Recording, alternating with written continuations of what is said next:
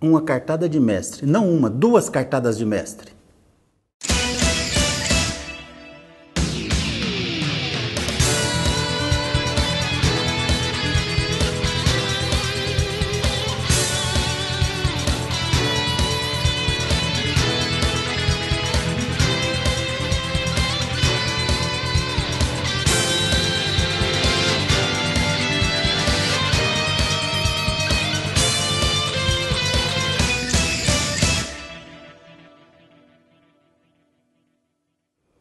Eu estava analisando o currículo dos 3 atores no processo da busca da estabilidade na economia brasileira.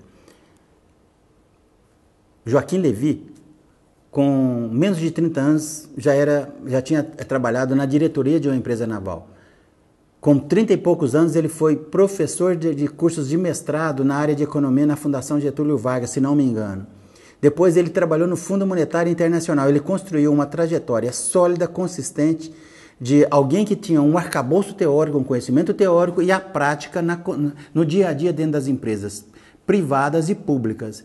E ele esteve também, como eu falei, no Fundo Monetário Internacional, então ele conhece a estrutura, o que é necessário fazer para se buscar estabilidade em termos de macroeconomia. Nós temos aqui, com toda certeza, um profissional qualificado e com conhecimento para trazer o país para a rota da estabilidade. E só que teve um ponto interessante. Uma das situações mais necessárias para se buscar estabilidade é a confiança e credibilidade. E a credibilidade do governo Dilma estava completamente arranhada e detonada.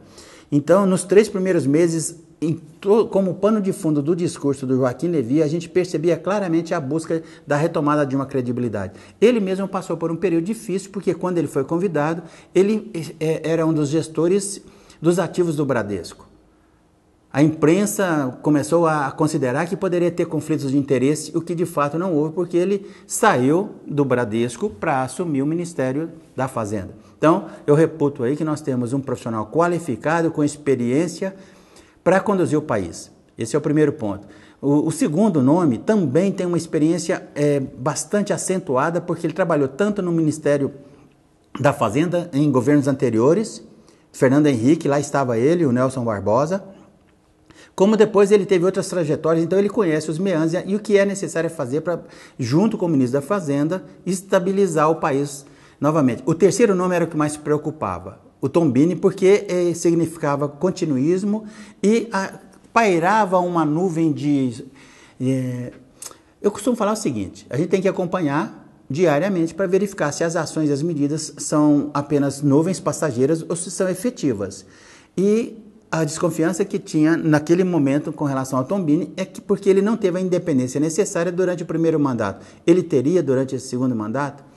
Quando ele foi ao Senado, a primeira coisa que ele falou é que teria total independência e essa posição foi reafirmada pela presidente Dilma. Fundamental. Então, essa credibilidade ela vinha sendo buscada e paulatinamente ao longo dos 3 primeiros meses, do 4º e do 5º mês desse ano, a gente tem percebido que tanto a credibilidade interna no país como a externa, uma visão de fora para dentro do Brasil, ela vem sendo conquistada aos poucos. A inflação, ela teve no primeiro trimestre desse ano o impacto das tarifas de energia e combustíveis e teve um repique muito forte, muito grande, causando instabilidade e desconfiança. No entanto, já está dando os sinais esperados. Em economia existe o que nós chamamos de delay. Toda medida tomada com relação à taxa de juros, por exemplo, que está num patamar extremamente alto e tinha que ser uma medida dura que teria que ser tomada para recolocar a inflação num período ou num patamar de estabilidade, foi tomada naquele momento. E agora a inflação já está dando sinais de um pequeno recuo. O que é interessante e necessário a gente perceber claramente é que o presidente do Banco Central está falando claramente que em 2016, vejam bem, em 2016 a inflação estará caminhando, se aproximando do centro da meta. A meta para a inflação é de 4,5 pontos, 2 pontos acima ou abaixo estaria dentro dessa meta. Ele está sendo claro. E isso tem me agradado bastante. Vamos continuar acompanhando ao longo dos dias para verificar se as medidas tomadas, essa independência, ela efetivamente vai se consolidar ao longo do tempo.